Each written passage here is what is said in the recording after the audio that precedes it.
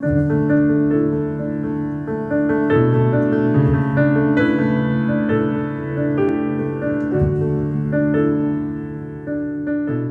to Fields of Consciousness, a podcast for consciousness conversations with your host, myself, Jeffrey Stegman.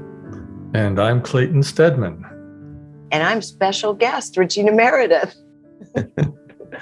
As consciousness explorers and founders of Focus Life Force Energy, we're here to bring a holistic approach to consciousness and offer practical examples of how you can take your life to the next level.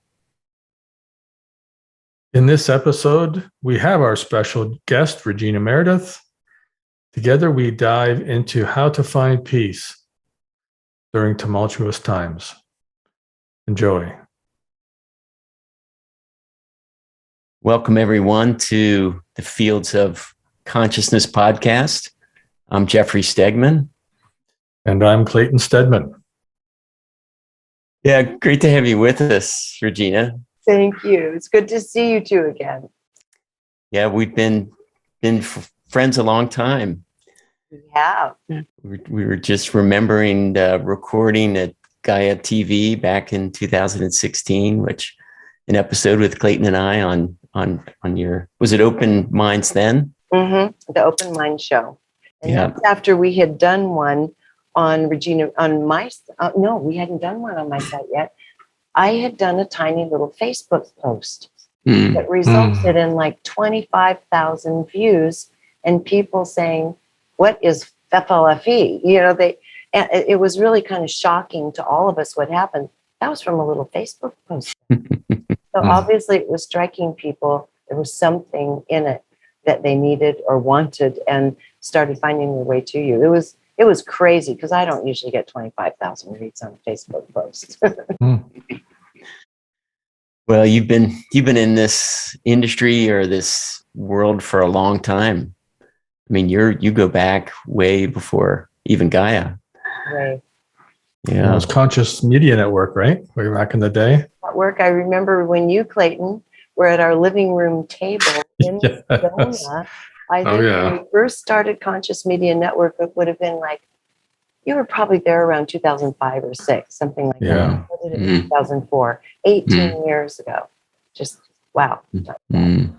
Yeah, and I think I remembered your email address from 20 years ago today from the Forest Rangers. It was the, I won't say it out loud, but yeah, that was kind of crazy. It's funny how the mind remembers stuff like that. It is. I never knew what it was from, actually. I just sort of took it on.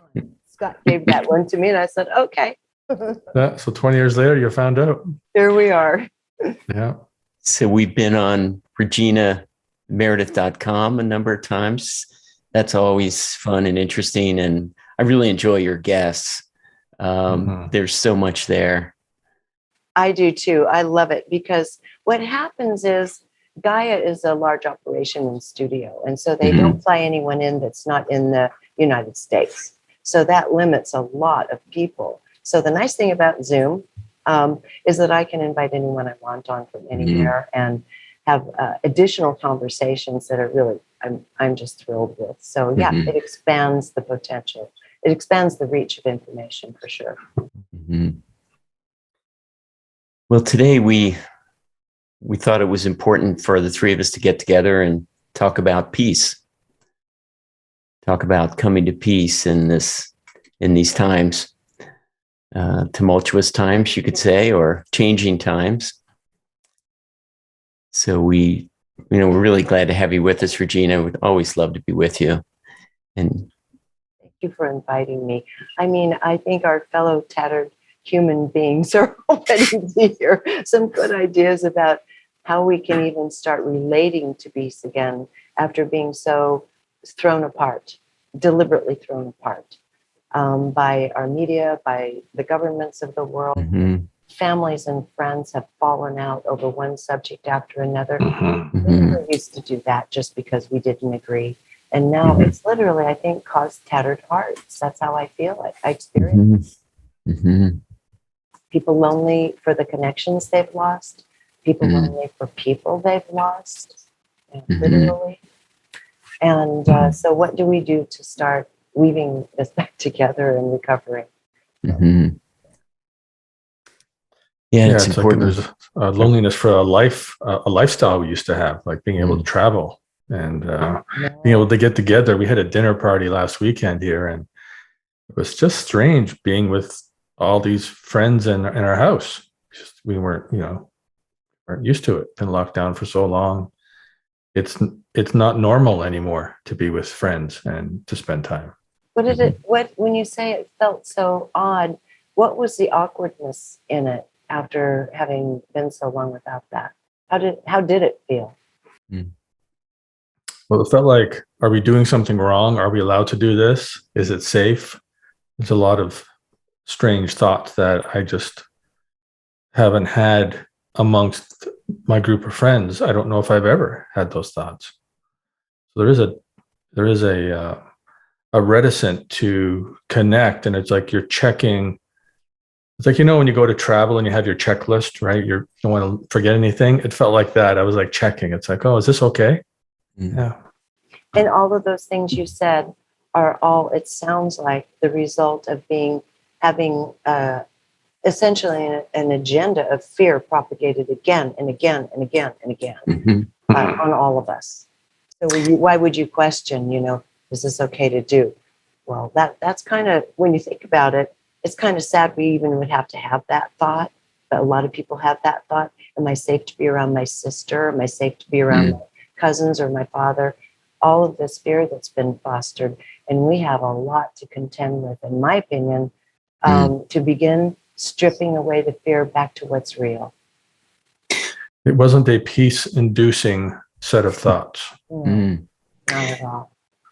And they may be thought forms that aren't yours, Clayten, that come in from the society at large or some other means. One thing I didn't do is I didn't try to measure where the thoughts came from. That's interesting. I hadn't thought about that. Yeah. Yeah. So coming to peace, there's a lot of reasons why it's important. I mean, it just feels better. We tend to talk about fields of consciousness and thought forms as we've, just started to get into. It's like in a higher LOC or a higher level of consciousness field of peace, it's much higher than worry, fear, regret, anger, all those lower emotions, that it just reflects outward into our relationships, into our health, into our bodies too, and out into the world. Yes, I guess we're talking about why is peace important. Kind of an assumption, but Well, it helps with sanity. That's what I had in my notes. Peace is associated with sanity and truth. So yeah, and it's been very challenging for people to find a peaceful place, and so I've noticed that more and more people, even though it wasn't required necessarily, have started withdrawing more, started narrowing down their circle of friends and acquaintances, because they got into a place where they were so tattered and overwhelmed, they couldn't deal with the energy of another person anymore. And this is interesting because it doesn't have to do with any set of ideas per se, or any ideals or agendas. Just feeling so vulnerable and raw, they didn't want to be around other people anymore. And then, of course, once we got used to it in lockdown, it was a lot easier to do that. And I have to say, if I can speak for myself during that whole period, I lived in a place that handled it quite differently. And it is really surprising to see the difference in the people who were not subjected to that and the people who were. I live in Placer County in the Sierra Foothills. And in the state of California, during the lockdowns and so forth, we only had a very short period, really, in 2020, where you couldn't go. You could still go to cafes and pick your food up, but you couldn't go and sit down for a short time. Then they opened up and you could sit down outdoors. And pretty soon the whole thing was open, and pretty soon the masks were off. And that's been a long time now. So we never really stopped gathering except for a very brief moment, just a couple of months in 2020. And so if you were in Placer County, you wouldn't see a lot of those psychological effects because each county was left to do what it felt was correct for its citizenry based on, infection rates when it comes to COVID. And we had very low infections rates. So Placer County said, no, we're going to keep it open, to the point where the sheriff's department was very open that they were not going to come after businesses. So everyone knew what the drill was. So here we just kept going. I kept going on planes to Gaia every month, every other month. Nothing changed at all in my reality. And so I never felt that restriction, but I started noticing what was happening to people in those restricted areas, this kind of pulling away and siloing into self. And then when you silo into self, you are going to be exposed only to what your preferences are. And that changed everything. That changed everything. And I mean, I can't imagine, Clayten, having been in Canada this whole time where it's been so strict. I can't fathom. I don't even know how I would feel. Still can't fly, and it's in our Charter of Rights and Freedoms. You should be able to travel within your own country, and you can't in Canada if you're not vaccinated. Right. Can't travel by plane or by train, and there's consistently more freedoms being taken away. Handguns just got banned yesterday. I don't carry a handgun, but it's just with all these moves toward, it's definitely, it's a globalist focus. Yeah, it is, and I feel very badly that you're in that. It's surreal. Yeah, surreal. So depending on how this affected each one of us, I totally empathize with that feeling of for the first time in your life not feeling free. And that's not a very peaceful thought or feeling. Yeah, lots of opportunities to come to peace here. Just the news. I mean, all these, the shootings and all these things that are happening. Of course, the war in Ukraine.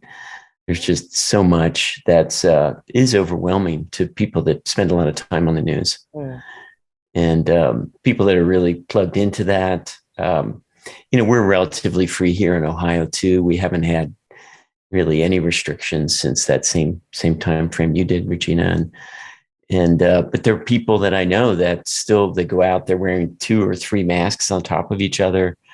They haven't been out to dinner. They haven't been out to stores, as little as possible.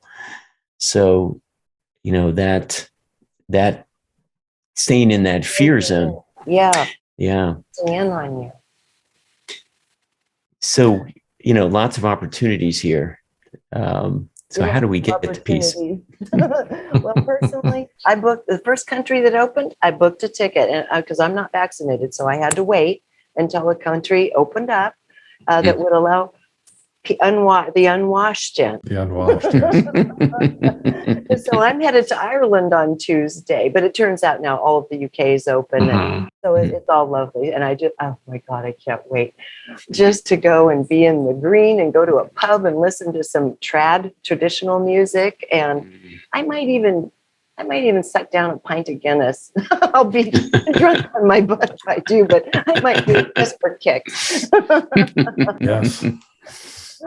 Yeah. So let's talk about that, Jeff.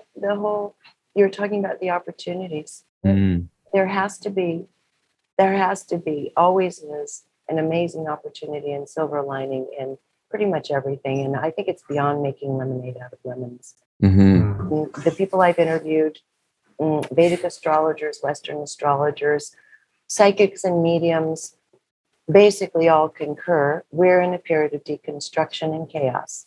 We all chose to incarnate at this time of deconstruction, which is the absolutely critical period before reconstruction. And so here we are.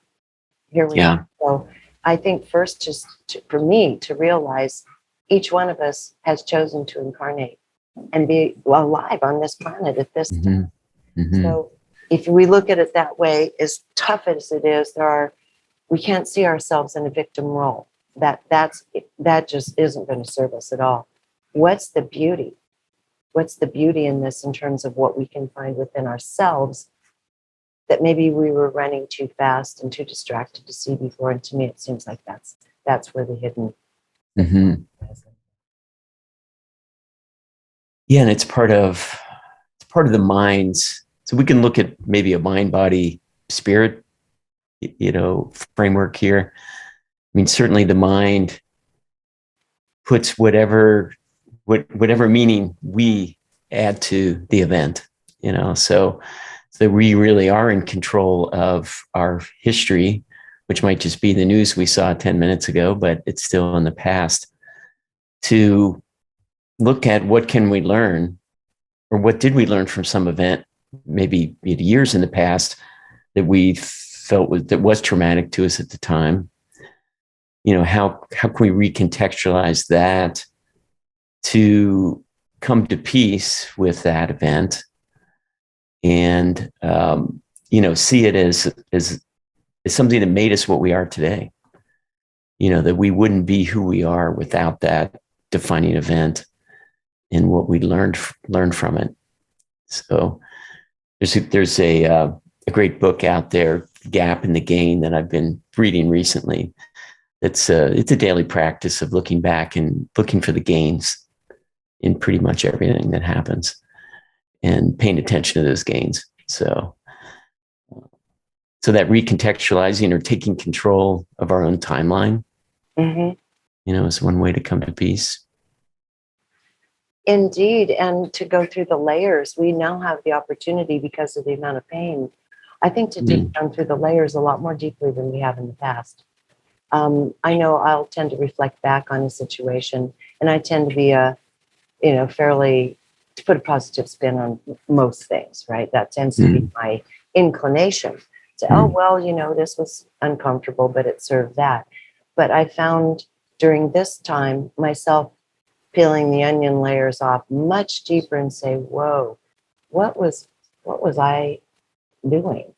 What was my thinking? What was I buying into and supporting, either in myself or another?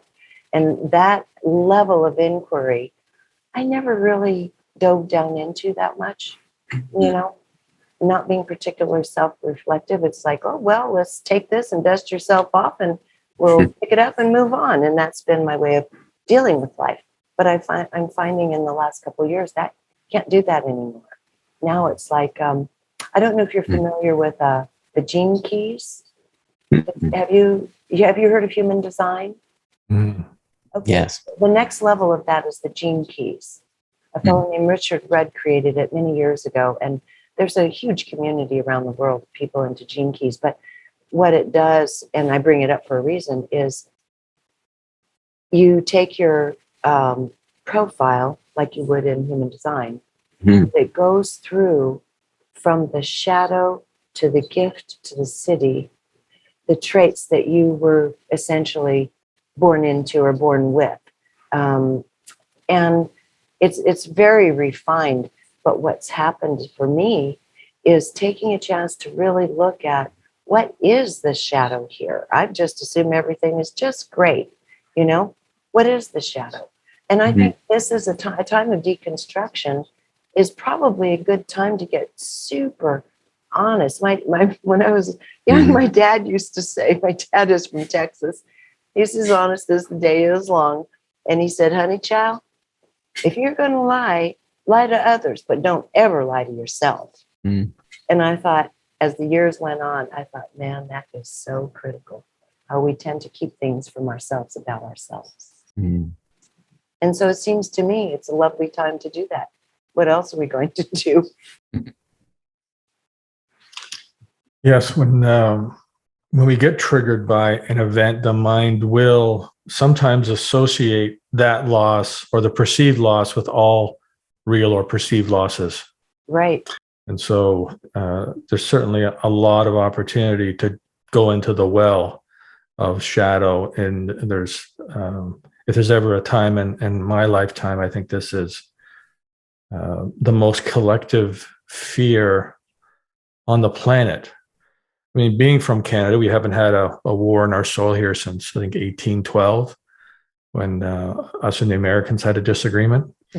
So, if you're from Poland or other places in Europe where they had, a war almost every generation, I particularly think of Poland because just where it is geographically, and I have some Polish friends who talk about their experience of trauma and how challenging it is when they don't have the tools to deal with it.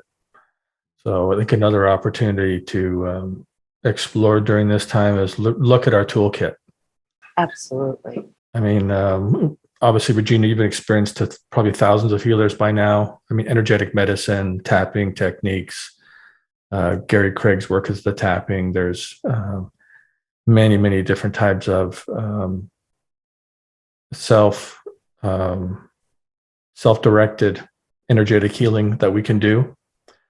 And of course, there's lots of other practitioners out there that can help us, but it's nice to have some tools yourself that you can just pick up right away. And when something comes up, you can start to move it instead of sitting on it until you see somebody, and then it tends to kind of gather some more dust bunnies on the way to the next session. Yeah. I was watching a Dr. David Hawkins video about dealing with crisis. And with so much coming up in a crisis situation, which it feels like we're in with all these emergencies that are happening, is dealing with the energy underneath, so that maybe is the well that we're talking about, where there's pent up energy that maybe previous losses or previous ego crisis that's kind of pent up, and it looks for a place to come out. And that those energetic medicine tools help you to be able to release it out. And his advice was deal with that energy underneath and just let it come. I couldn't agree more. Mm-hmm. I totally agree. I mean, for myself, I don't have a lot of filters when it comes to crisis, emotions, and so forth.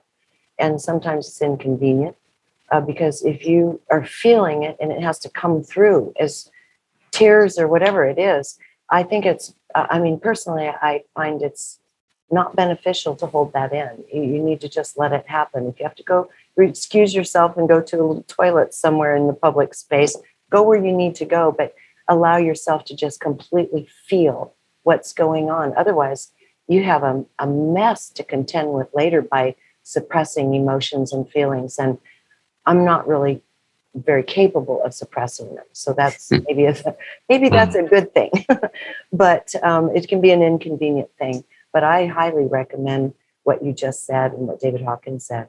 Feel what you're feeling. If you're angry, be angry. If you have to punch a pillow, sob, do what we have to do now. We give ourselves permission to feel everything, just to let that pressure off so we can start seeing the finer aspects of self again. Very hard to connect with higher self if you're blocking emotions. Yeah, there's that pressure underneath that's just driving all your reactions. It's hard to listen to those higher thoughts. And having that time, like trying to design in some time to do that, or just to at least have nothing on the agenda. Right. It's like when it's one meeting to the next meeting to the next, then it's how do you, it may come up and then you bring it, that you suppress it. So, right. Or you can. So for me personally, it's taking time to let it come. Yeah. And sometimes when I take that pressure of the time frame off of things to do, then it just naturally comes up. And I've been in a grief process with my son's death. And well, I think we can. There are, like you said earlier, Clayten, there are so many modalities out there for us to utilize that have been tried and true. And sometimes it's the simplest things, like nature. Yes. Going for a walk in nature, just sitting under a tree and feeling the the pureness and sanity and truth of nature. Nature's never lying to you. I think nature, and for me, sound, music is huge. But the feeling's coming, and you're not, it's kind of, you're having a hard time allowing it to come to the surface. Find that thing that's going to boost it right on out of you. That sound, that song, that something that just lets it all flow. I really think the frequencies of music, light, sunshine, color, really basic frequencies we're bathed in 24/7. Nature are probably the most healing agent we have, because there's nothing but truth in them. We all need to find our happy place. Yes. I'm going back to the Nom. Remember the Nom restaurant in Vancouver? Did you ever go there, Regina? No. It's this. Yes, I did. Yes, I mean that's way back there. So there's this. Wasn't that the place where you go in and the wait staff would abuse you?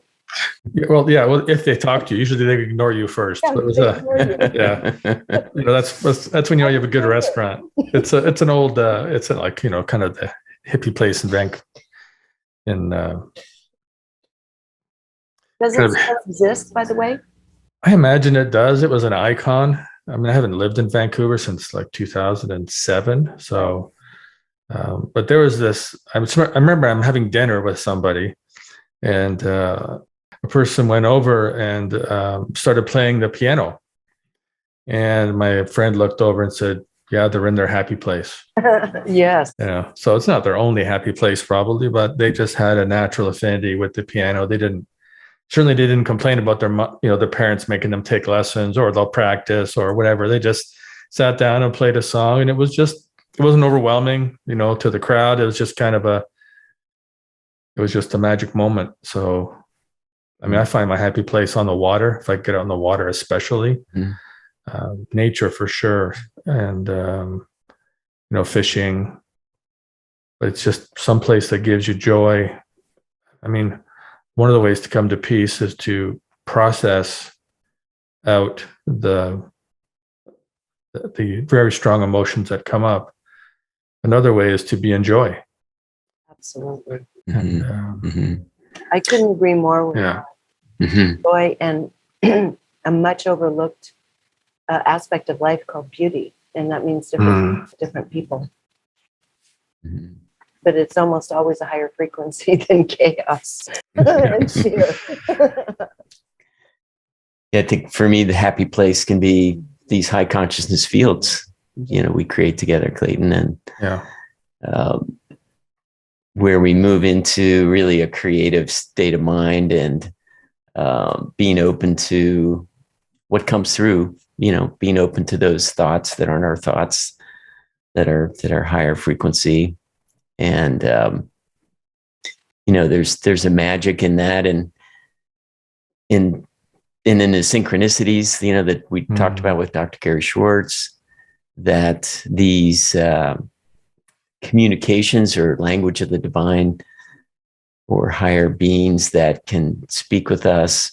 I mean, that's that perspective there, that higher perspective, maybe timeless perspective, can be really peaceful for me to look at my life and the bumps that are happening and look at the bigger picture of, what we can do, the mission that we're in, with FLFE. And so that, to me, that's a happy place. That's also like the spirit aspect of coming to peace is where can we connect? How can we connect to a higher being or to a higher purpose? And I know you do a lot of work on that, Regina, connecting. I do, and so do many people. And I have to say, I have an interview coming out in about a week and a half with Maureen Hancock, and she's known as the stand-up medium because she's a comedian and she's a medium. She's well known, especially on the East Coast and the soon-to-be Las Vegas.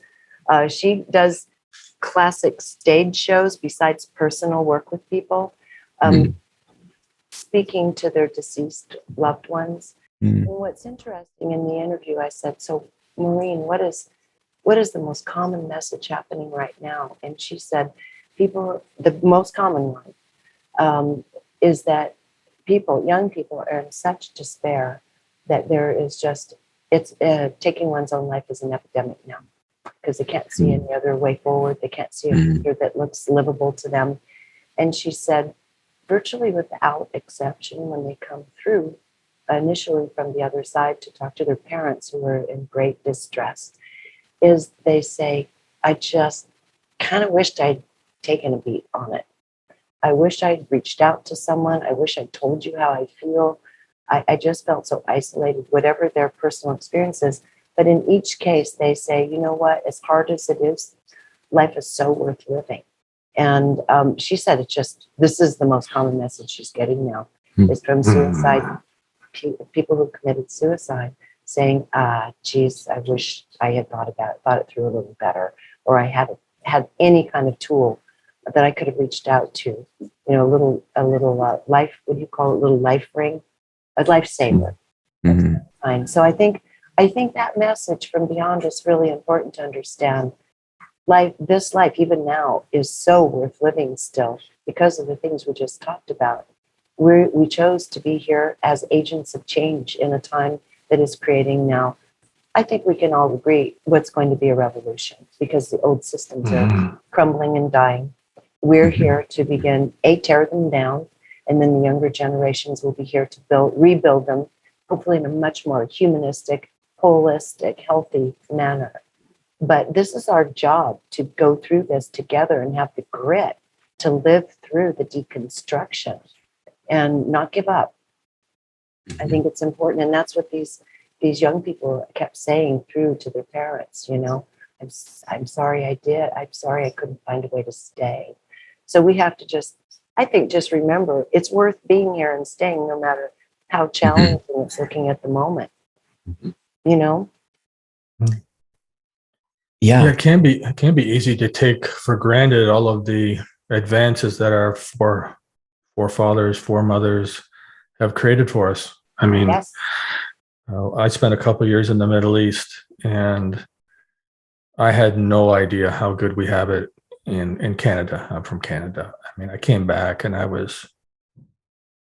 thought I'd won the birth lottery, just given what I'd seen, and I was over there for a couple of years and traveled around the area. And I haven't traveled a lot, but mostly it's been, you go to a holiday in a warm country because you're from Canada, you go to Mexico or Costa Rica or someplace, and you stay at maybe a resort. I'm not really an all-inclusive type person, but you go to a nice place and you just hang out on the beach. It's really what you want to change and want to relax. But living in a culture that's like that for several years, I mean, I just had no idea how many things I took for granted, like just good roads, the availability of products.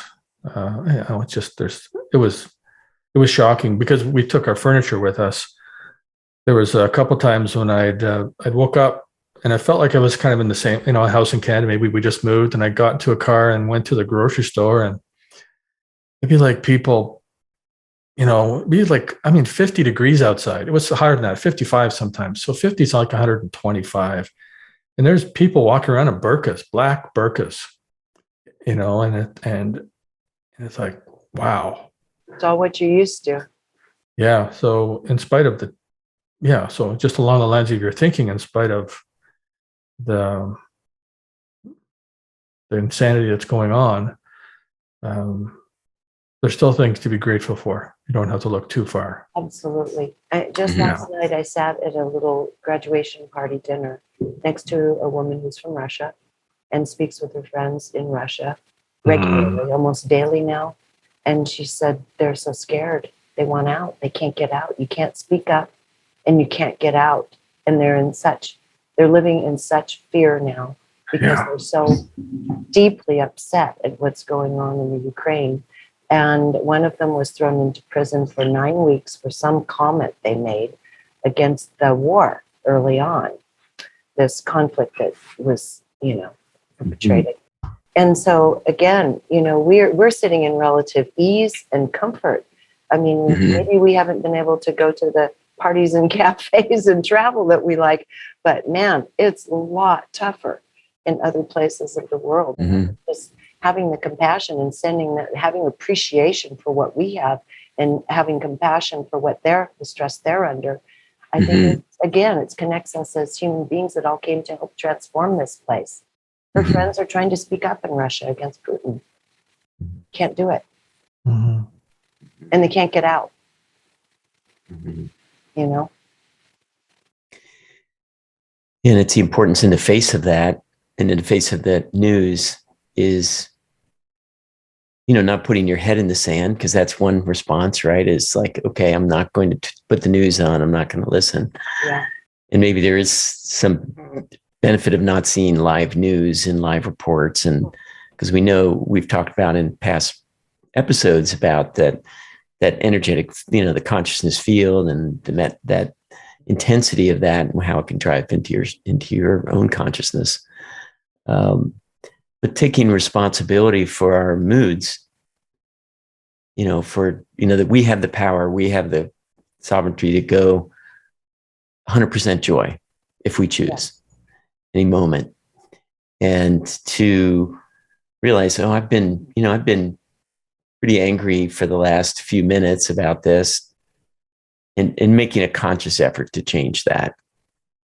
Yes, and you talked about this before, Jeff, about the notion that I think you said it's almost like a moral obligation to choose kindness. And I couldn't agree more. I mean, it's not that we don't have authentic emotions and we're not frustrated and, angry or sad, and we can process all of that. But when it comes to interfacing with other people, I happen to agree with you. Kindness, it's not just civility. Kindness gives an opportunity for people to actually feel safe. And that's what we don't consider. When someone comes up with their grudges and anger and blaming, whoever's around them cannot feel safe. But when you come with an attitude of goodwill and kindness in the moment, everyone around you can just take a breath and feel themselves again and not have to be on the defensive. Because I'll tell you what, where I live in this area, well, we consistently make the top 5 when it comes to worst drivers in America. These people cut you off, they're aggressive, they want to race you, just awful drivers. And so there's a reason to be pissed off every time you go out to the stores.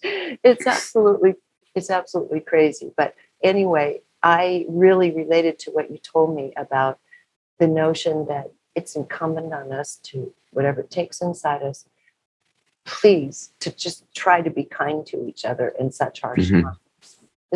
This whole radical honesty of whoever that author was 20 years ago, this ain't it. That's not cutting it right now. We need a little kindness. We need to cut each other a little bit of slack so we can lift our frequencies to be able to find the beauty and that connection with higher self. It just could get blunted so fast by a careless, unkind comment from another person. Boom, the chemicals flood in, we shut down, and we can't hear. We can't hear anymore. So I'm all for that. And it's just knowing in every moment that each person, we just have no clue about their life and what's going on for them and their history and their consciousness level and their karmic history. There's we've talked about connecting across the veil to those that have passed over, and we just have so many experiences of past lives, that's a reality. And people like Dr. Gary Schwartz are doing, a lot of scientific work on the continuation of consciousness and that connection to higher, angels or higher consciousness beings that we've talked about in previous podcasts, that, each person has their own history in this life, but they have their own history in all these other lives too. Yes. And we just can't know what they're going through and how they came to their views and how they came to how they're acting, and just can have compassion for them and for the human condition, because we know what we've gone through and we know the times we've been really, I don't know, overwhelmed with emotion and with things that are happening to us, or we feel that are happening to us, that compassion, finding that compassion for others, no matter what they're doing, because there's some things happening in the world that just are heinous, that these shootings, like, well, can we have compassion for that person that did that shooting? That's a hard one. It is a hard one, but that person was so disconnected from self and in so much pain. There wasn't any self left to do something like that. Mm-hmm. And okay, so here we're all lucky. We all have FLFE. We're lucky that we even have the opportunity, just that jump start of being bathed in these higher fields of consciousness, whether we have it in with our cell phone. Mm-hmm. By the way, I have to tell you, it's been a lifesaver for me because I stay in hotels because I work. I don't work. Oh, yes. I work in Colorado and I go to stay in different hotels. And I start, I'm talk about a slow learner. I have Fluffy on my cell phone, but what was happening was I was keeping it in the bathroom charging, and I wasn't sleeping while tossing, turning, Wi-Fi just passing through my head, 100 different signals if you opened up your Wi-Fi. And so I finally started putting my phone right next to my bed. Boom, I could sleep. Wow. So, thank you. I didn't even discover this till about 4 months ago. How many years have I had this? Well, my daddy said, honey child, you're a slow Honey child. And so I just have to thank you so much because I'm actually able now to sleep in hotels and in places where they're saturated. I'm in the country, we're not saturated with it. So yes, we're lucky and we all have FLFE. I want to just bring one other thing up. If people want to really bring themselves up right now, it's such a bright spot. And in fact, I'm doing a live book club on it tonight. And the book is called Humankind by Rutger Bregman. And it is probably one of the most important and most beautiful, hopeful, not just hopeful, stories of reality of who we as humans actually are. I've never read anything like it. This man's research is amazing. His writing's even better. I mean, a high schooler could understand it. It's clear. It has emotion. It's witty. It's absolutely on track on every level. And basically what it's saying is, as much as we look around and we want to see what we do, we have the ugly forced down our throats through media. Even if you open a news app, you're going to have ugly right in your face. That humanity is at heart good. And it gives studies from prehistory all the way up through modern wars, up through social experimentation. The guy did his homework. And what he did is all these things we've been told and taken for granted about these studies about, one group of people having to electrocute the other upon conception and all that. Do you know that almost every one of those was fraudulent? He went back to and did the forensics on all of these and saw what actually happened, went back into the statements of the participants in all these things. I mean, this is a breathtaking work of art, this book, and basically found out the Stanford experiment, the jailers and the prisoners, fraudulent. We were not it's like Lord of the Flies. We're not these ugly, low beings. We are here for each other. And it's just, how would you go about damaging that, but through isolation? Well, we'll put that book in the show notes, because that seems really important. It's very important because it's reminding us of our actual heart. And it goes into some very challenging information for people who have firmly held beliefs that there's something wrong with either us or the other guys. Yeah, I mean, if the universe wasn't a positive place, we wouldn't be here to talk about it. Because positivity is life. Positivity is life. In fact, it even showed in hunter-gatherers, the men that had more sex were the nice guys, not the ones with the club. Propagated the nice guys. Yeah. I like that. Yeah.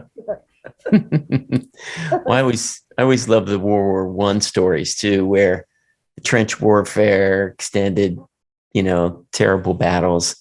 And then once they would call these breaks, or once peace was declared, everybody just jumped up, ran, played soccer together, traded hats, and just had a beer together.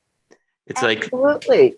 it was the structure of the generals and the people that were calling the shots. It wasn't the person. They had nothing against the Germans across the line or the English on the other side. It just we couldn't wait to get together, to be together And have some camaraderie. You're so right. Mm-hmm. This book points this up over and over and over again. Even at Gettysburg, when 27,000 of the muskets were evaluated after the fact, they were almost all still loaded. Mm-hmm. Very few people actually fired. They didn't want to fire. In fact, unless if the boss was looking over at them, waiting for them to fire, yelling at them to fire, they'd pretend to be putting the powder down in there. And they found even multiple steel balls in muskets, which of course you can't fire, because they were pretending to be busy so they didn't push someone. Over and over. Another French battle. All this ammunition flying everywhere, but no one's dying. Both sides were shooting over the heads of the other guy. We don't want to kill each other. We want to be friends. Mm-hmm. Yeah, that's an important aspect of coming to peace, is that we're at our core loving and empathetic, beings. Yes, that's what this really draws up. Even with the Nazi troops, they analyzed it. It is very fascinating, the studies that were done. What they found was the soldiers, they had wiretapped them, so they're listening in on their conversations when the Germans were captured. Virtually none of it had anything to do with Hitler or ideology or anything else. These boys were fighting for each other, for their friends. They didn't want their friends to be killed.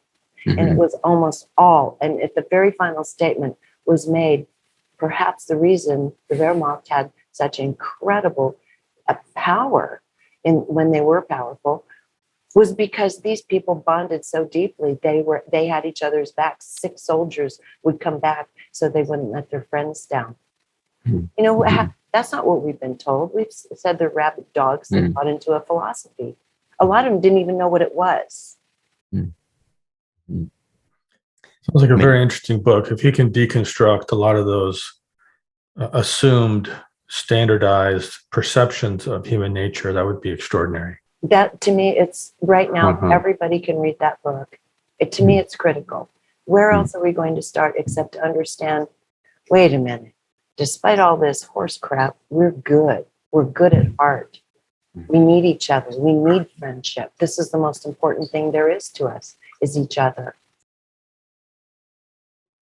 Yeah, I'm reminded that just recently I was at the grocery store, and this has happened to me over and over. I'll see someone heading into the store, and they won't be like me. They'll look, maybe they got tattoos and they're very thuggy looking. They look mean, and they'll hold the door open for me, and they'll say, hey man, how you doing? It's just like, wow. I love that. I love that. I mean, because really, what is it that we're missing? We're missing each other. We've lost touch with ourselves and each other during the last couple of years, and I think that was by design. We don't need to go down that rabbit hole, but I think it was by design. Mm-hmm. And it's not our obligation to follow that agenda. No, it seems to be our obligation to be in love with humanity and ourselves. Absolutely. And to change that mood, in ourselves, and be that person that opens the door and holds it for the next person and says, hey, how you doing? Men always find it disconcerting when I open the door for them. You can just get used to it, huh? I figure whoever's there first. You come up to Canada and Nelson, and you can just open all the doors you want. We'll just put a sign out front, and doors open by Regina. So how is it in Nelson? I mean, you have a tiny, tight community. Mm-hmm. Have people been taken apart from each other? I mean, to a good extent, like you said, with the dinner party, did everyone kind of have this feeling of awkwardness? Because you were such a tight community there.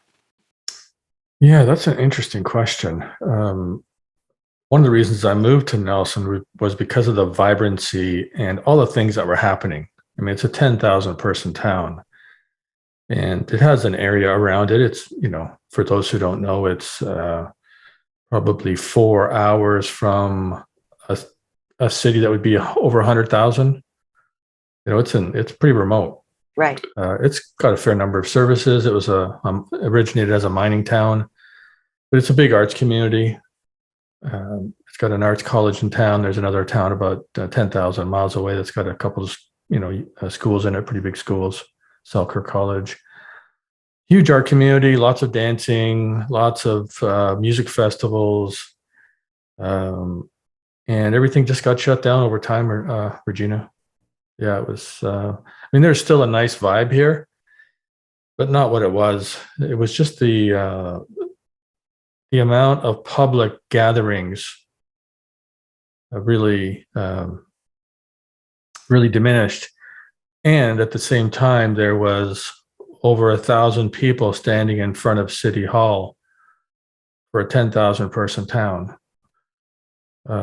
expressing their, we'll say, concern over their loss of freedoms. So in one sense, it's been incredibly cohesive. And in another sense, the public events they weren't there. Now it's just like, it's back like it was, 2018, 2019. There's 2 or 3 things happening every weekend or every night. There's so much happening for the size of the place. So yeah, it did affect it. Yeah. I was wondering, because I loved how tight your community was. I loved the diversity of things to do.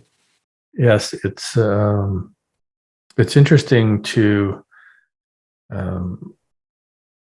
have the contrast of an extremely tight, active community, and then see the edges of that start to fray. And one of the things that the town did was they gave restaurants permission to have more outdoor seating, so that people could still go out for dinner. And because if you're outside, it's different than being inside.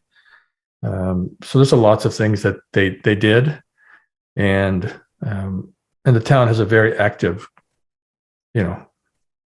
resistance to what most people perceive as a plan that is not to help humanity evolve and keep us safe. It's a plan to take away our freedoms and diminish our spirit. So when 10% of your town comes out to an event, that says something. Yes. I mean, imagine if 10% of the people in a major Canadian U.S. city came out for an event. That would be, that's kind of, so when you have these certain types of communities that are very tight knit, there is people just are more active in what they believe in. That's wonderful. Yeah. One of the things that we wanted to delve into today also was this and I mentioned this earlier, was our connection with spirit. You both want to talk about that, and with the higher forces, more refined forces. And what I was talking about earlier is I found many people are having difficulty doing that now because they've been so overwhelmed with negativity. And it's, as we talked about in the kindness thing, to give that gift to each other so we can feel safe and feel ourselves is, I think, just a really base level. I think priority is the word I'm looking for. That kindness is a really base level priority so that we can really start just kind of feeling where we are and feeling ourselves back into those more divine connections. And I'd love to hear from both of you on this. Well, when we were talking about this earlier, one of the topics that came up was the idea of consciousness compensation. So what's that mean? Well, in Dr. David Hawkins' work, he talks about, he uses muscle testing to measure consciousness. So he he stated that at the time that he wrote the book, the book Power versus Force, one person at 500 out of 1,000 on the Hawkins map of consciousness would compensate for about 600,000 people below 200. So 200 is integrity, 500 is love, 600 is peace, and then it goes up through the stages of enlightenment to 1,000. So when we're talking about connection with a higher power, with divinity, with God, whatever we want to name it, the presence of love is more available, and that helps humanity at large in ways that might not be that obvious to us, because we are a source of light when we are in a state of lovingness. So I think that's worth mentioning. I think so too. So it's incumbent upon each one of us to keep our frequencies as high as we can possibly manage, right? Yeah, and that we're doing good in ways that we may not understand if we're in a loving state. Right. I mean, all of us have been in the spiritual, studies for decades, and people, because I had a coaching practice for 25 years that focused on business as a spiritual path. And people would say, how do I, what's the good life? How do I contribute to humanity and enjoy myself? And just being a loving person is an extraordinary power and resource in the world. If you're, I happen to work with a lot of business people. If you are, an employer that is as just as you can be and is fair, and you pay as much as you can, and you treat people with respect, then that's a power for good in the world. You don't have to be gurus or monks sitting in a monastery and praying, or in a convent.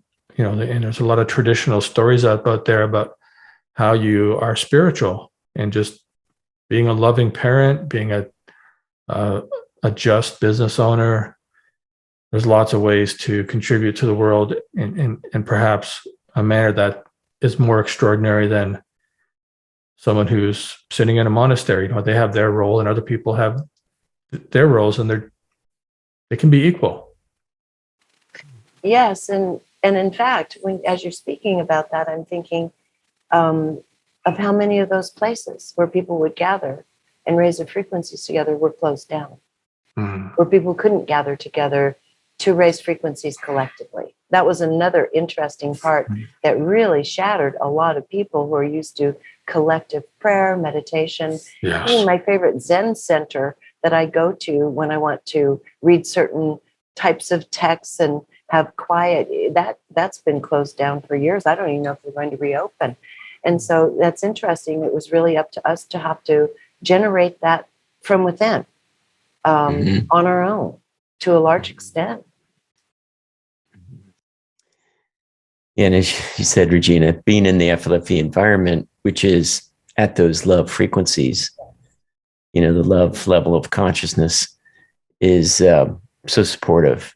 Yes. to connect, to be able to shut off that overwhelm that people are feeling that I felt with the news and things going on outside. And the boost, I don't know how often you use the 600 boost, but that's been really helpful to clear the cobwebs and open up that connection. So that's something once you're a subscriber on the free trial, you can activate a boost once a day, and it's a higher level of consciousness at 600, which that would be good for meditation in particular. People use it for connecting as well, like in their families. People have many creative uses for high consciousness field like that. They start of homework with the kids, the start of a difficult conversation with the spouse, like, okay, how am I going to say this? All right, well, let's be in as high a frequency as we can and how we interact with each other. But just taking that time, that time in the morning, time at night, whenever it is, for me, the morning works better, to just sit and be quiet and just connect. to that feeling that is in each of us. And it does seem to multiply when Clayten and I get together, Ashtosh, other people on the team, when we get together, and the three of us together with you, Regina, it's like the field up levels.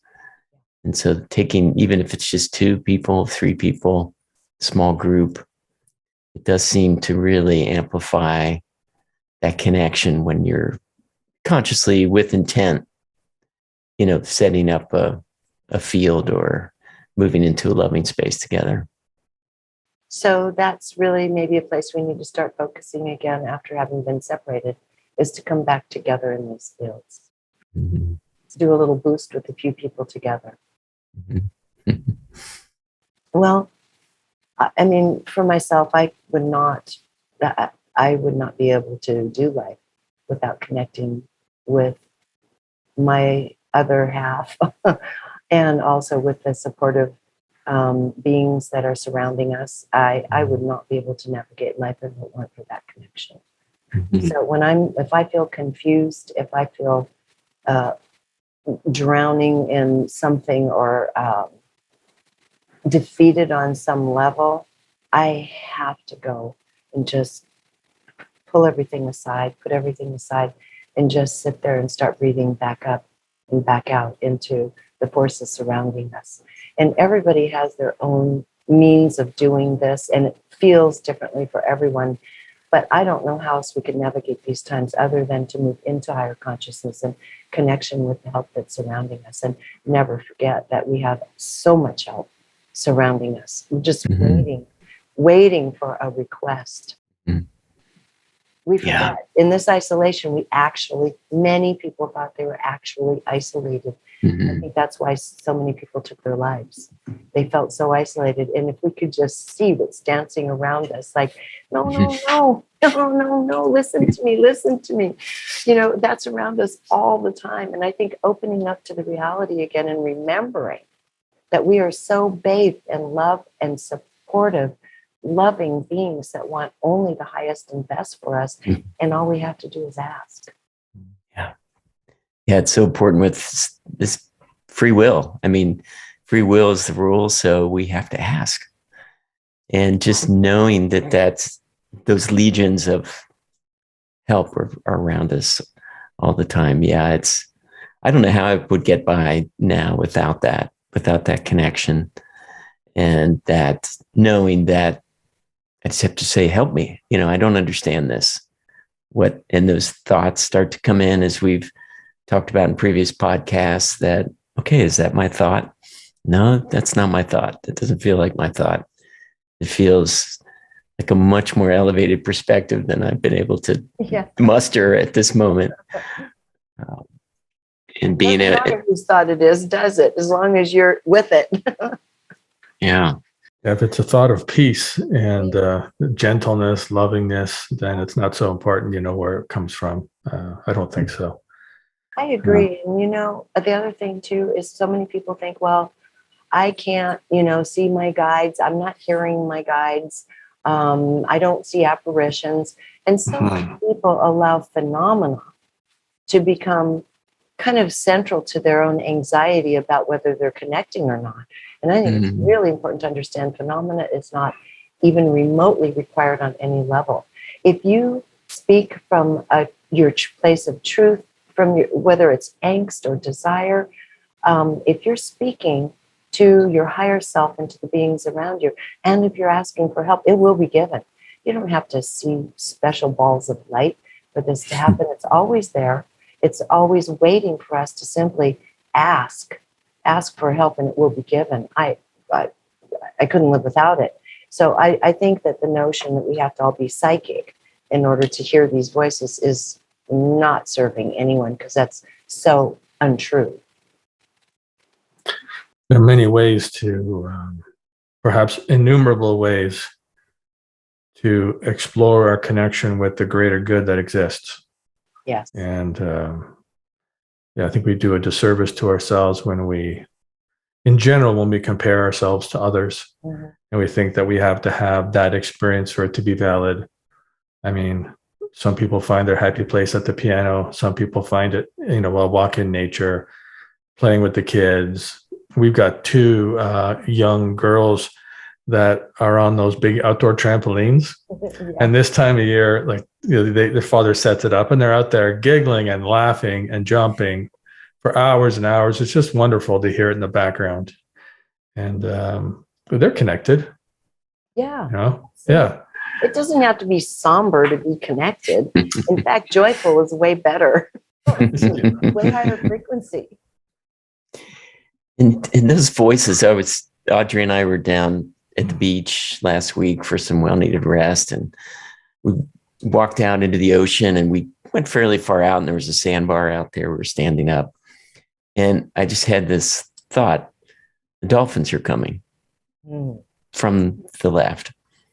And I just didn't pay attention to the thought. And we walked back and we looked back to the ocean, and there's probably 20 to 24 dolphins right where we were standing. Wow. Playing and jumping. And it's just like, wow, those thoughts are coming in. They're not our thoughts. And even with everything I know, it's easy to just like not think about it. Okay, is that my thought? Like, because we could have been right in the middle of all those dolphins, and it was just as joyful to see them from the shore. But it was an interesting experience of a thought coming that wasn't my thought. Yeah, but it was that kind of messaging. I think is happening all the time, and we're just kind of walking right past it because we have our mindset on this and got to get this done, and so we're not taking the time. That happens to me all the time, where I hear something and I think, oh yeah, right. And then keep on moving. And it's like, why didn't it? I literally heard that just a couple hours ago. Why didn't I pay attention? And so I think you're right to honor those thoughts that come in sideways, as long as they're productive and happy, not a downer. Yes. I think it's really, really important to simply take notice of them, because all of us do this. We went right past all these beautiful messages that are giving us a wonderful little hint or key.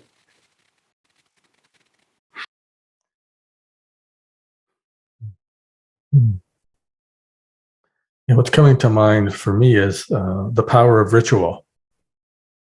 There's the presence, there's the everyday present, being aware of the now, which is a pretty highly elevated place to live in. And when I find myself getting away from that, I go back to a ritual. And then I get connected. Like, a ritual is just taking a moment to pray or give thanks, or some people meditate, and that connects me. And then I can carry that awareness for a little bit longer throughout the day. Hopefully one day it'll be a permanent state. But I'm just reflecting on that, Regina, as you were reminding me of I think maybe the ultimate state is being present with the now on an ongoing basis. Mm-hmm. I mean, that's got to be pretty close to the ultimate state, if not the state. Everything happens now. Yeah. Everything is happening now.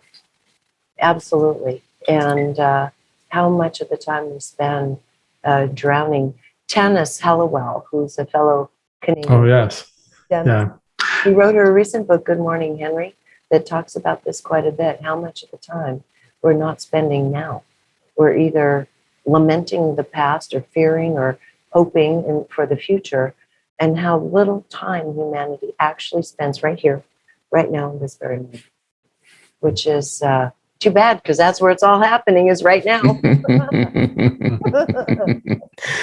But that's living in that childlike state. Mm-hmm. Right? Yeah. But it's considered to be childlike, is to be now, feeling what you're feeling now, totally loving what you're doing now, completely immersed in what you're doing now. That's that childlike state that we have stomped out of us. And like you say, you're saying that for you, Clayten, using ritual, something beautiful that you're familiar with, will anchor you back into the now, so you can stay there. Yeah, for years, since the beginning of FLFE, since we first started working on it, Clayten had brought in an invocation and a closing to open and close the field, and we kind of made it our own for FLFE, and it was that ritual of opening that and then closing it at the end, like thanking those aspects of creation that came in to help us and talk to us, and saying thanks, goodbye, stay if you can, leave if you must. That it was like a well-oiled, machine that would just click into place. You just do that ritual, and that field would open up, and just that connection would open up, and that peace in my heart would just, the heart would open up. And for me, and for what Clayten brought in and what we did together there, and for me personally as well, it's like connecting to the highest source first, and then down through, like flow the energy through those realms into me, and then asking the beings to come in, Yes. that I know personally, to ask them to come in, and then ask for protection in our conversation, and then blessing the earth, blessing the communities, friends and family, and blessing us so that we can bless all creation. So that's kind of the standard, invocation that we've used Perfect. for Absolutely perfect. Beautiful. almost a decade, probably. I love it. Well, what's interesting too for some people is they'll go to weekend workshops or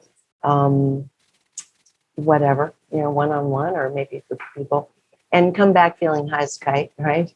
Where you have a chance to sit with each other and really kind of lift yourself up there, and you're just blissed out. There is no thing there anymore. It's just bliss and connection with all. And then the big what do you call it? Come down happens when you go back into society or you go back home.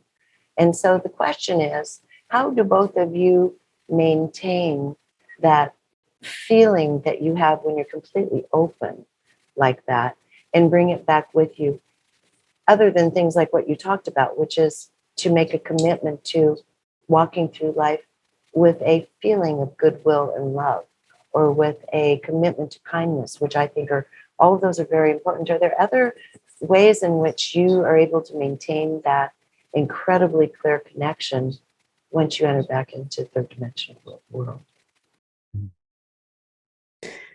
Well, that personal ritual, of course, is, I think for me, the number one is that creating that peace myself, or with Clayten, or with Audrey, or with whoever that I do that regularly with.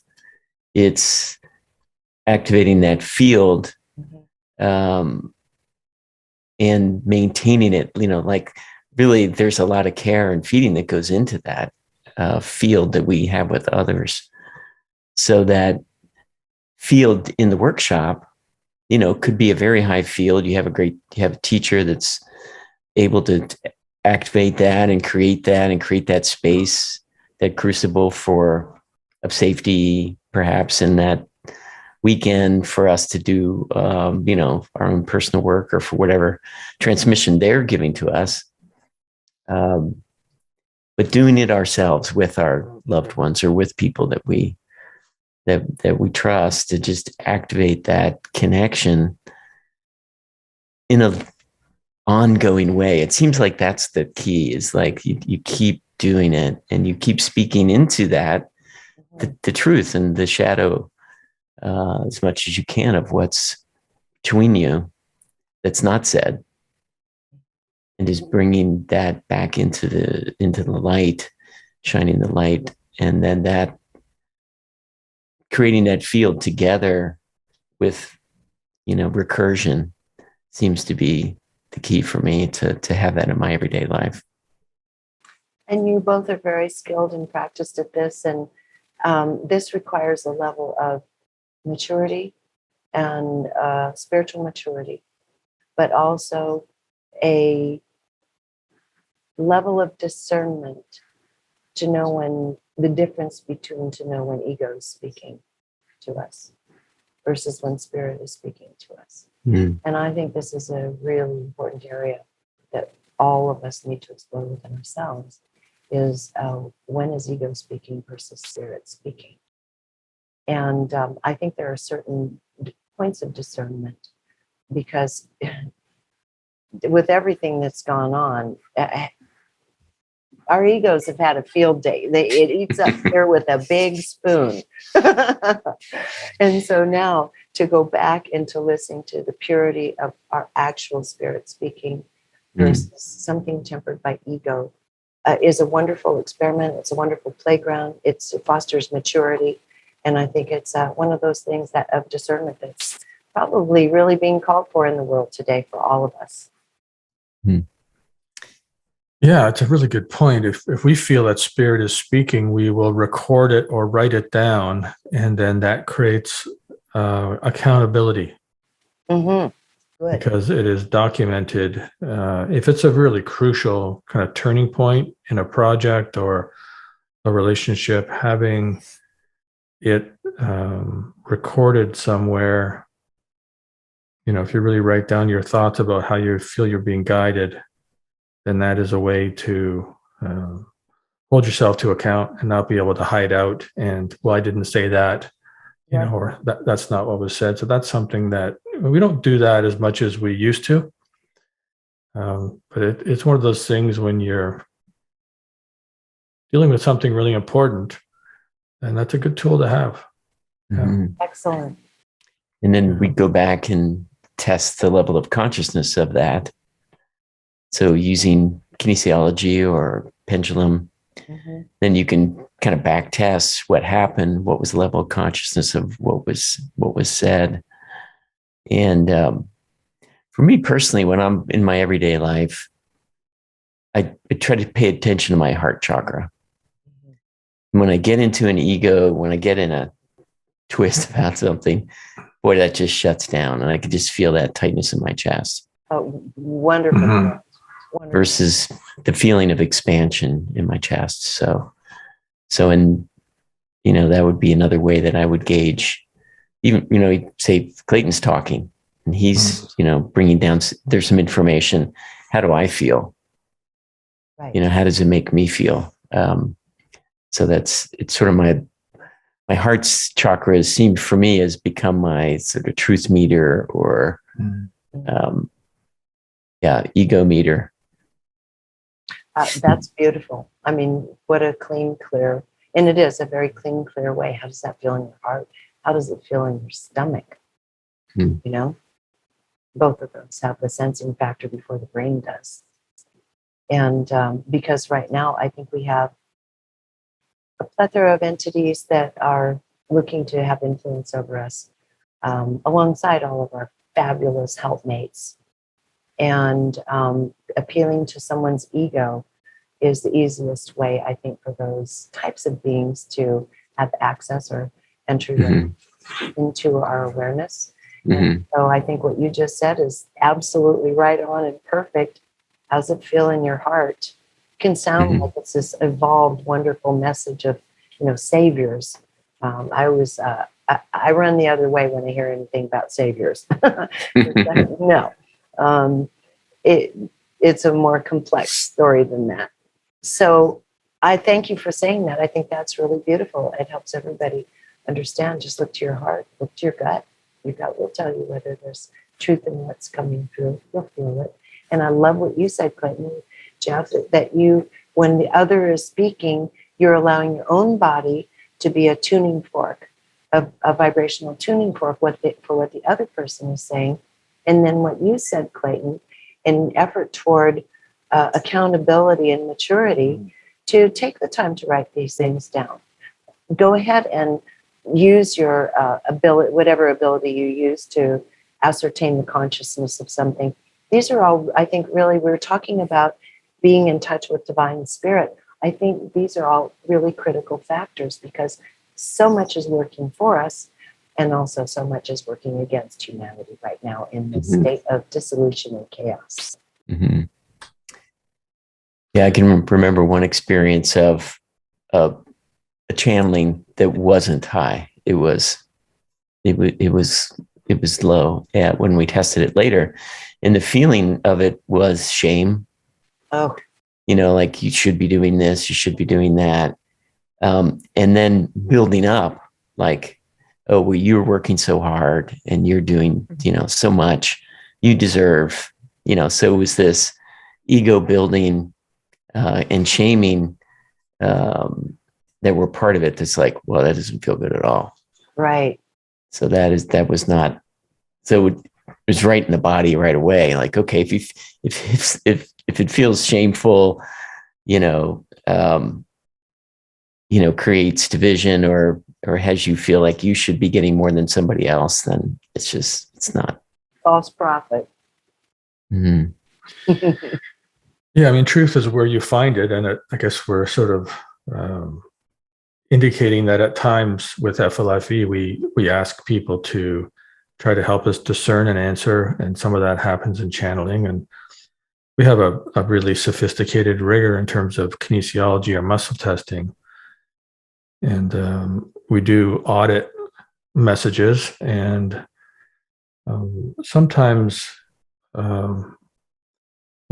some things seem to be self-evident in those messages, and some things are triggering because our inadequacies are revealed in the situation. And there seems to be enough goodwill built up in the relationships through the constant praying and asking for help and treating each other, as well as we can, that we can afford to admit we're wrong once in a while. And that's like, okay, this is a limited perception, or that statement about me was accurate. And, I need to look at that, and giving each other a little bit of grace, where if there's 4 or 5 people that know each other and there is a reading or some information that comes down or something is revealed in our way of being with each other, sometimes the one person can't hear the truth about themselves. They might project it back, and it's like, well, it's a package deal, and you give that person some grace. You give them a pass once in a while. You don't want to let something destroy your relationship. Yeah, it's like you really got to look at the whole package of a relationship, and you can agree to disagree and respect that other person's sovereignty, and that even if they're wrong in some objective sense, sometimes the relationship is more important than the topic. Very true, because everybody's subconscious is looking to protect them on some level, buffering against some belief, some doubt, some fear. And that may be all we're seeing is just that buffer that's happening that doesn't allow us to see in the moment. I think another way, and thank you for that. I think another one is when we have information that is compelling us beyond our sense of self, beyond our understanding of what we are and what our capabilities are. And even if there's some butterflies, and I think this is really delicate to understand what is fear and what is butterflies. Both of them feel like fear, but something that's compelling us beyond ourselves, that has that butterfly kind of, in the stomach, and saying, you know what, I don't know why I'm saying yes to this, but I'm going to say yes. And I think we're in a period of history right now where all of us are being invited to move beyond ourselves and beyond what we currently understand ourselves to be. I think it's calling everyone of every age group to do that. And when I think about it in a personal sense in my own life, I would have never gone into media. I would have never had this career had someone not challenged me, and not in a very kind way, challenged me and suggested if I didn't have the courage to go for this audition, then I might be a loser of some kind. And I'm like, what? So I was terrified, but I went beyond myself into a skill set. I had no skill. None. I wasn't ready for this at all. And I just said yes. But this has happened to all of us at different phases of our life, where we've had to say yes to something that's truly beyond ourselves, that takes us into territory we could have never imagined. And so as much fear as is circulating right now, I think it's important to distinguish the difference between being called forth and butterflies and that gut-wrenching fear in the stomach that says, oh, this feels icky. So that discernment is really important as our guides are speaking to us, as the others are speaking to us, and as we're being invited out into higher versions of ourselves. That's a really important point, Regina. I can think of, well, maybe 1,000 times that's happened to me in the last 7 or 8 years with FLFE, where it's like, well, I had a limited perception of myself, a limited conception of what I could be and do, and being pushed to that next level. And it's almost how we created FLFE, that keep taking those steps and move, going beyond what we thought. I mean, both Clayten and I had full-time work doing, running other businesses. And here we are working at night, on the weekends on FLFE, and just pushing beyond with the technology, what we could do with it, and how it could serve humanity and serve our evolution. I mean, I think thousands is too short. I think it's many more times than that. A lot of thousands. Yes. But then you get into that we get into the zone of effortlessness. If you can just drag your body to the meeting, just drag yourself. And then it's like you get perked up and you complain I like to complain for a minute or two sometimes.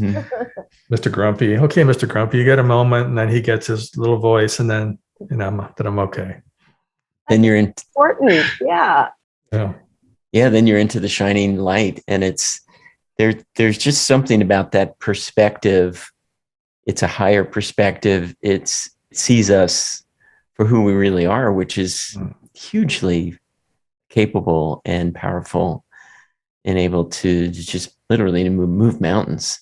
And we have this small, from our education, from our entire life, this small conception of what we can do. So that's a great way to put it. The butterflies versus the, gut-wrenching fear. Right. I love that. Well, I think if each one of us, that's one thing that this whole period of history has offered each one of us. I believe every person has been invited in this lifetime, this incarnation, to look at what we're being asked to move beyond within ourselves. All of us are, And if we can just acknowledge it and have the courage to say, ooh, this could be a little painful, but I can do it. I think it's really important. That's one of those silver linings of this time, is to take time to reflect on what are we being asked to move beyond. We're all being asked to move beyond something in ourselves, some limitation, some shadow. We need to step up. All of us have to step up. We're part of the deconstruction. Yeah, and I would say part of that bigger picture, and what might be coming. I was just reading through John Peterson's, newsletter.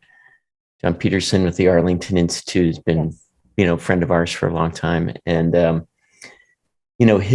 a futurist, and he has a larger perspective, and from going to many experts in finance and political life and all these various things, to look at what's coming, that, it's almost it's similar in a way to these expanded perspective from the other side, is being able to look at, well, what might happen?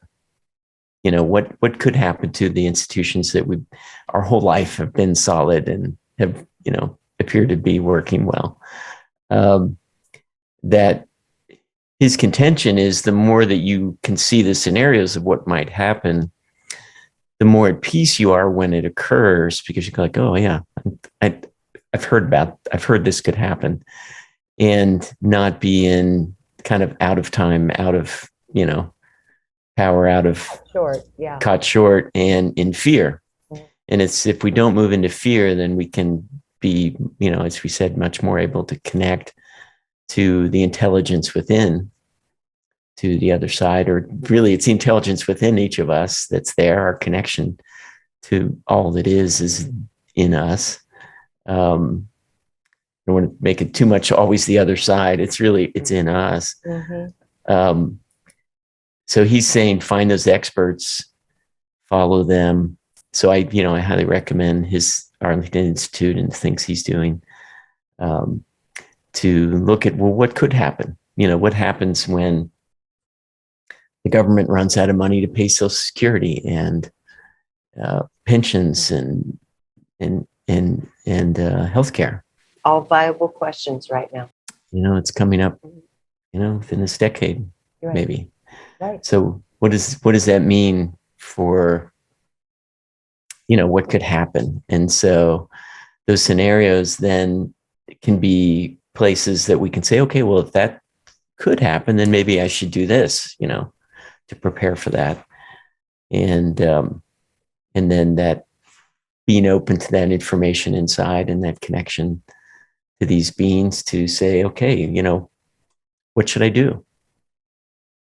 And yes, absolutely. And, as you're speaking, what's coming up is looking at what are true assets? What are our true values and our true assets? And when you're speaking of institutional life, perhaps crumbling or dropping away on many, many levels, the potential is there. The likelihood is even there, I would say. I remember years ago, I was doing a hypnotherapy session on this woman, and she had gone through a loss. And I just found myself saying to her, she didn't know what to do. She didn't know who to turn to. And I said, can you just go where love is? Your assets are, who do you love? Who loves you? These are our greatest assets in the world, in life. Mm-hmm. And when it comes to these things you're talking about, having a good strategic understanding of what's possible, I think is absolutely necessary. But I think when we're looking for what that could look like on the other side of it, I realize I find myself thinking that a lot about people. And I say that, who loves you? Where could you go? Who could you help that might need help if that happens?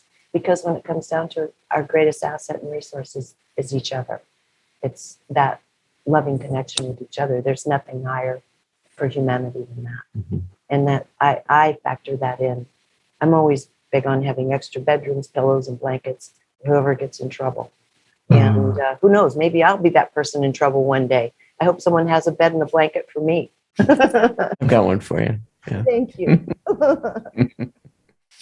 So for me, that's really a key part of understanding, taking into the understanding what might happen, stripping it down to its studs. What are our assets? Real assets.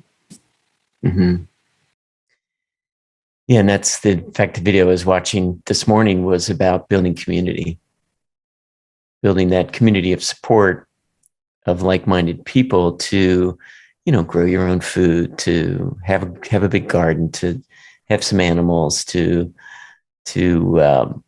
work together and be able to call each other for help when you need, something. Absolutely. Our neighbors just jumped in 3 days ago. We were out running errands, and PG&E transformer blew on our property and just raged across our land and blackened our land. It didn't hit the orange trees, but the wonderful thing was we're on a little hill, looks like a little hobbit hill, and we're at the bottom of it, so everyone can see our property from up above. And they started, the neighbor on one side heard a pop. The next one saw the smoke. And the coconut telegraph was operating immediately. Everyone had our backs. By the time they got hold of us, 6 fire trucks from 3 communities and a standby helicopter were already there. And we were there. We got home 20 minutes later. The fire was out. I mean, it was just everyone looking out for each other. And in our little hill, which isn't a formal community, we have each other in a list. If anything happens, we just text that list and everybody instantly gets the message that there's a prowler up above. Just little things like this. You can do that. They did that with time banking as one form of community, which I think we need to start playing with all these things much more seriously. You think, oh, that's great in a tiny little town like ours with 2,000 people or yours with 10,000 people, Clayten. But in reality, what they were doing is they were doing it in a few just a couple square block area of New York City created its own time bank. Mhm. You know, community and extended community can be right in the middle of the city, can be out on a little hobbit hill in the country. It can be in the suburbs on a cul-de-sac. You're so right. That's what we need now. We need to know our neighbors, and we need to know that we can turn to them and we have each other's back. That's so right on. I mean, we were the beneficiary of that we didn't lose our house and we didn't lose our mandarin orange orchard. We just lost the land below. Mm. A couple acres. Wow. There's a gentleman named Bill Koth, who is one of the founding members of the Mankind Project. And he wrote a book on the gifting economy, which I think is very much similar to what you're talking about, Regina. Mm-hmm. Yeah. Mm-hmm. Yeah. It's like the old, Yeah.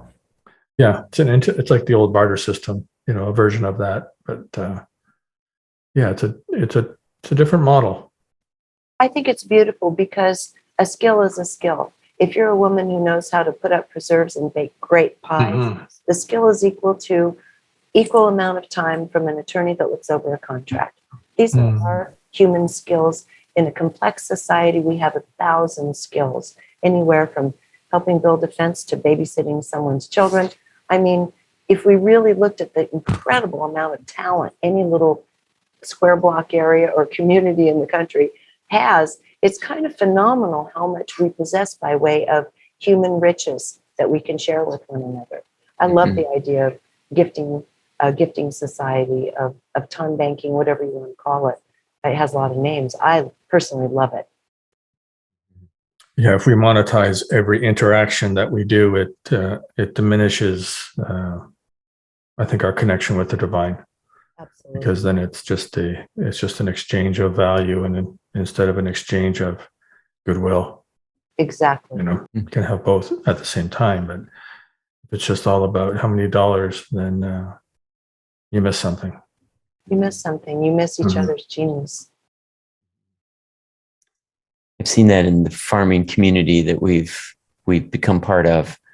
I wouldn't say we're embedded in the community yet because we're pretty new, but we had a network of people that we got connected with through the real estate agent who was a longtime farm, grew up on farms, and there's such a embedded help each other, community vibe there. It's people, it's harvest time. People are, help each other harvest and do what needs to be done.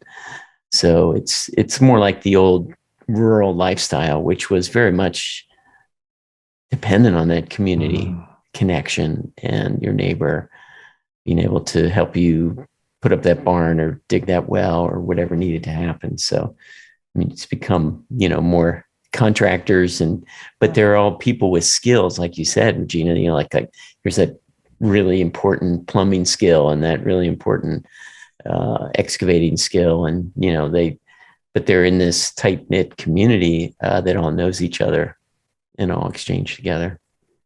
Am I the only one, or are you on the same page that I feel it's really important now? This isn't like really optional.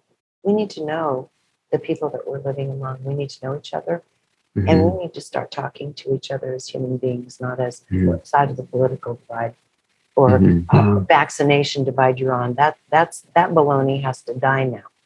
I feel like the time is coming up, and you've mentioned it, Jeff, within this decade, where we may be faced with some very unpleasant institutional changes that are going to impact our daily lives. And I think the only way through is to hold hands. I mean, I don't know any other way through. Yeah, if those institutions are now at some point in the future not able to do what they've done in the past, right, and we're on our own to do those in our communities, then it's mistaken to think that we can do it by ourselves, that we can hoard enough or grow enough or do enough, bear enough things that to do it ourselves. So we really need those neighbors. Well, yeah, and sometimes you have to pitch in where it's a little imbalanced. Sometimes others are pitching in on your behalf. I mean, here we have a little bridge to get up the hill over to their houses above ours. You have to go over a little rickety bridge, horrible little thing, scary. Finally, they said, we have to replace our rickety little bridge, and everybody from on this lane up needs to pay. And I'm looking at it. My father was saying, well, you're not going to use that bridge. And I said, yeah, but this road's going to have to be repaired one day. We're all in this together. Everybody pays, regardless of whether you use the bridge. And sometimes it's just like that. And it always comes back in spades. Those same people saved our property by calling the fire department. Just a little thing, like just pitching in to help each other get done what needs to get done. Yeah, I think this is a fitting, almost summary of coming to peace is this community, building these loving relationships with people around us and with whatever comes. Absolutely.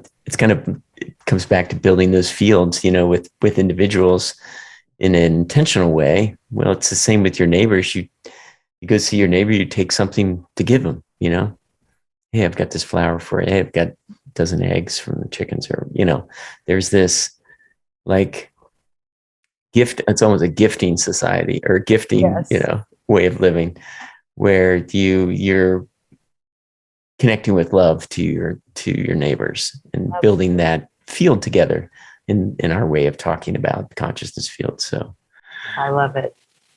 Our neighbor up here has a lot of chickens. She gives me eggs. I give her lemon curd. I have some lemons that require a lot of eggs to make lemon curd. Match made in heaven. It is yum. I love all these ideas we've had in the conversation about how we can find our hearts again, how we can care about one another again, how we can calm ourselves into a peaceful state by understanding we have community, we have loved ones. We can go where love is, and our loved ones can come to us.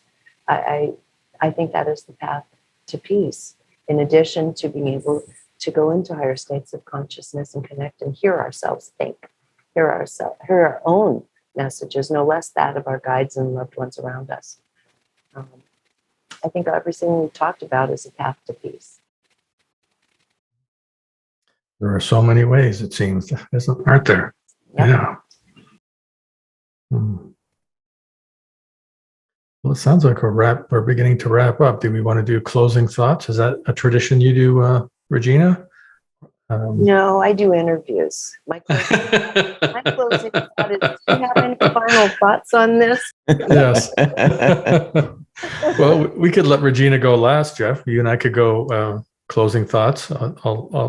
And then we could let Regina have the last word. Yeah, I feel like we've been sort of circling around those thoughts of the community. We've really arrived at building relationships with each other and that heart-centered connection with, holding the door for that person behind you or your family and loved ones close to you. And so I don't know anything better to summarize from me personally than that connection with those around me. It's what's built FLFE with Clayten and I and others that have been part of the team, Evie and Ashtosh and others along the years, that we couldn't have done it alone. And that piece of being in the mission and moving forward step by step, for me personally, is what can we do to improve the world and just to take that next step creates not only peace, but sense of fulfillment and excitement for me. So yeah, couldn't do it without you, Clayten, and everybody else that's part of the FLFE team right now. Thanks, Jeff.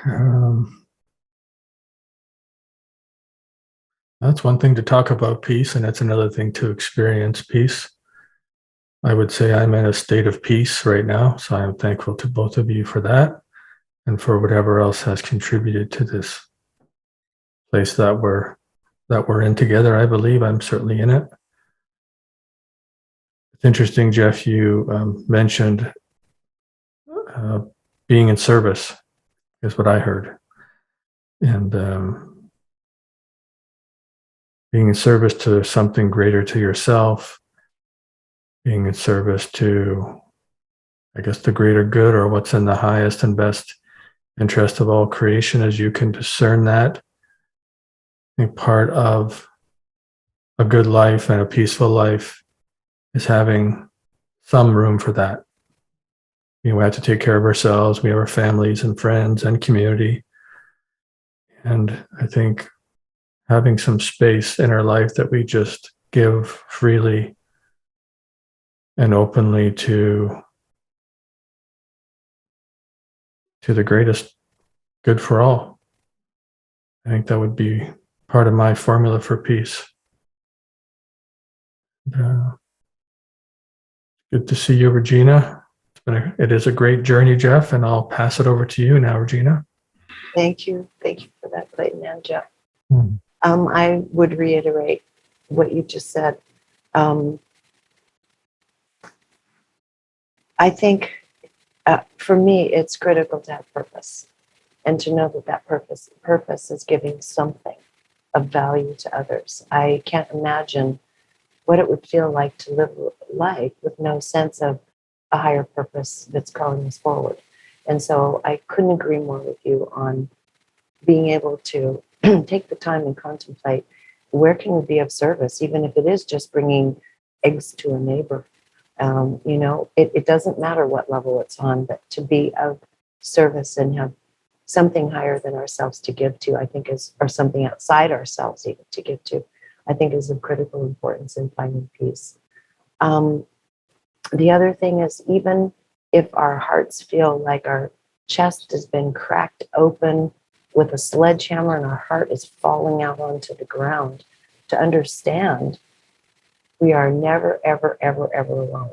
We're not alone in the universe. We're not alone in our own multidimensional space. Our other part of ourselves is there singing to us, whispering to us. Our helpmates and guides are whispering to us and inviting us all the time. Just ask for help.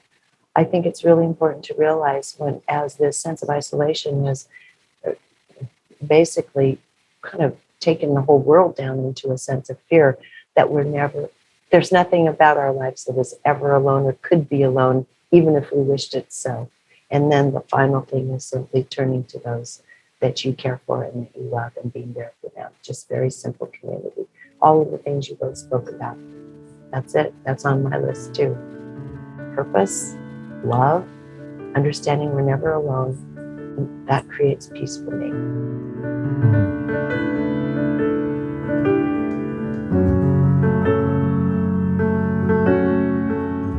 Thank you for joining this episode of Fields of Consciousness, the podcast of consciousness conversations.